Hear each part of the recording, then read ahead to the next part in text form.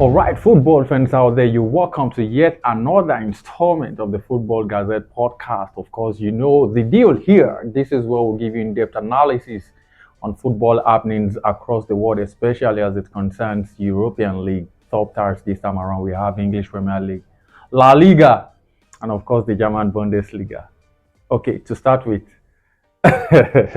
what exactly is wrong with Manchester United? Well, that's going to form part of our discussion this morning. I know you're fired up to actually go gaga on Manchester United. Well, I want to believe that was some kind of, maybe some quasi performance from AFC Bournemouth. But then why must it happen to Manchester United over the weekend? Yeah, after the topsy-turvy season that United has been having, that here or there performance against Chelsea, can tell United fans, lower your hope. United are playing non-existent football at the moment because look at the whole team. They struggle to get wins, and even when they do get wins, it's not convincing. It's patternless football, and then the whole team actually is not gelling well. See the players, see Marcus Rashford, just one purple patch season, and where is he? Nowhere to be found. So the thing is, I used to know you to be a Manchester United fan, and now to know that you're not feeling remorseful about what happened. At the moment, you're giving, rival fans joy out there to see you lament like this. Some Chelsea fans will say, okay, yes, I really want to see you cry blood. I want to drink your tears. Yeah. So that's what is happening now. So for you, that defeat must have actually, it's really hard. Really hard than any other defeats during the course of the season.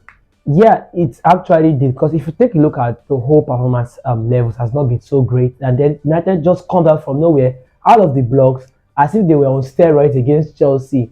Then decided to churn out that performance, in a match where they had a lot of shots, a team that had not had an expected goal ratio in a very long time, 4.46, and then they churned that expected goal ratio, and now they come to Bournemouth at home, where you're supposed to get out your motivation against AFC Bournemouth, and then you just fall off to that defeat, and it's actually very, very disappointing. And Eric Ten Hag, someone asked the question over the weekend, a particular ex-footballer, he said that has a manager ever been sacked when after winning the manager of the month? Because look at it, Eric Ten Hag is not actually covering himself in glory with the team. Look at the team, look at the players, no motivation. Even the best player that we have in the squad is not going to be out for the next game, the Liverpool game, Bruno Fernandes, and who knows, maybe it could be another 7 new Mullin. So personally, of course, I'm beginning to question my should I say fanship or whatever. Wait, don't tell me. Don't tell me at this point you want to start chickening out from being a Manchester United faithful. Of course, that's what you've always been. I won't chicken out. Okay. Really, I think I have to start questioning, the way I follow United because at the moment, because it has been lackluster from them so far. So it's not. Well, to rival fans, it feels like heaven feeling for them seeing Manchester United draw points, especially when it comes to playing against teams of the bottom side in the English Premier League. Well, now let's take a look at it from a more analytical point of view. Right. What exactly can we really attribute the current issue at Manchester United to? Is it the underperforming players? Of course, is it the manager? Yeah. Ownership is there as well. Sure, it plays a part too. Is it injuries? Because see, I really don't want to take injuries to some certain squad members as an excuse here, because we have some other clubs battling injuries as well. Of course, you can always say at some point they tend to go to their low. The lowest of their low. Definitely. Of course, injuries at any time, any day, often causes this disappointment in getting results. True. So for Manchester United, what do you think we can attribute their issues as it is? I think personally, it plays a part. It every what you are listed actually as a part, because if you look at it, first of all, I think coaching has not been so great this season. Coaching has not been so great because you look at United. Why did United employ Ten Hag? You mean Ten Hag has not been so great this season? To be honest, but he won a trophy last season, and you guys sang his praises to high heaven. But the thing is that we want progression. United fans want progression. Why did United employ Ten Hag in the first place? To play like Ajax. And then Ten Hag comes out in the press conference this season and says that what? He says United can't play like Ajax. Yes, now that's So because why United did is not Ajax. Why did we employ? We saw your style of play. United saw your style of play. I said, okay, guy, come and implement the style of play. And you are buying your players. You bought two players from the same Ajax last season when you were playing those performances, and then you can't actually churn it out. Injuries has also been a part too. But at the same time, let's take a look at Arie Postecoglou's Tottenham. The team have their own fair share of injuries. You know, Udogi just came back from injury recently. He was injured. Christian Ronaldo at the point was suspended. Madison is injured for a long time. But even in their worst states, they've been bottling leads, fine. They've been losing games, but the identity is still there.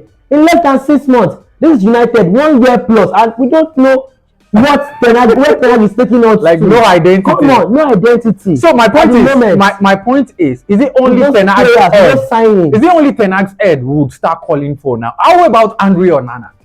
Andre Onana was actually no. It's Now funny, you're right? yeah. It's funny. Andre Onana was actually signed to actually be one of the best goalkeepers in European football after making that final match appearance with Inter Milan against Manchester City. Now the same thing can be said of him again. He's lost his head, mistakes upon mistake, match after match. Okay, I'll give you one stat.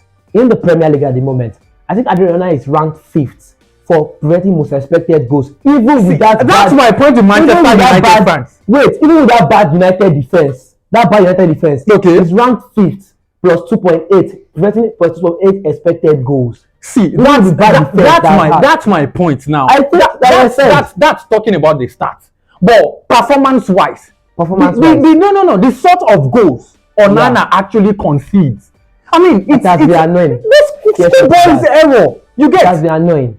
But if you take a look at it, let us look at it from this angle. Let's say a goalkeeper is as good as his defense, right?